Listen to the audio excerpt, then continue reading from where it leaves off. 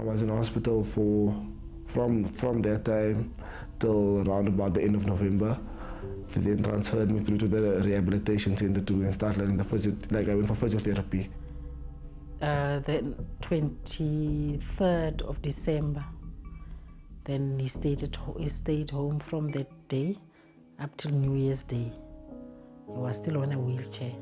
New Year's Day, I took him back to rehab.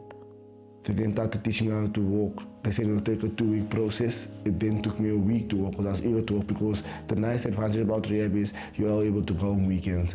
So I was like telling my friends, guys, when I come back next weekend, like we'll make jokes, you know, because they're very close to me. They were there at hospital every single day.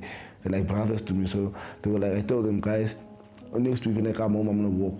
When I got home, I really was like, I'm gonna walk. Next week when I come home, I'm gonna walk with one crutch, because when I go back to rehab, you have a new weekly objective. Now you must leave one crutch, you must learn to walk with one crutch. Like that was like highly impossible, but then I was at least on one crutch. I was off the wheelchair and off the crutch. When I went back to rehab, they said my rehab will end in February. It then took me 19 days, and then I was discharged. It was the 19th of January, they released me home. I was walking on both of my legs on my own.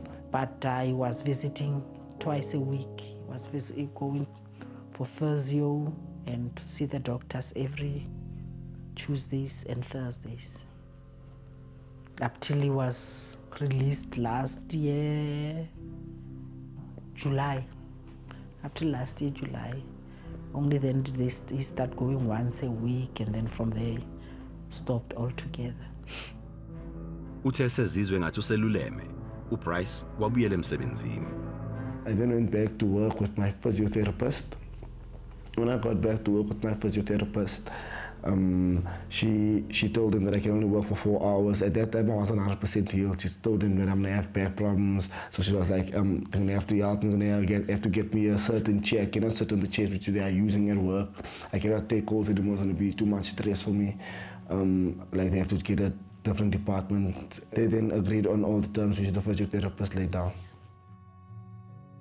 I just hope that he's healthy enough to have a family, a wife and family, and I hope that the wife that he will marry will love him and not give him stress. And you understand? That's all I wish for, because I won't be always there to look after him. I was always a believer of God, but now it actually made me like a bigger believer.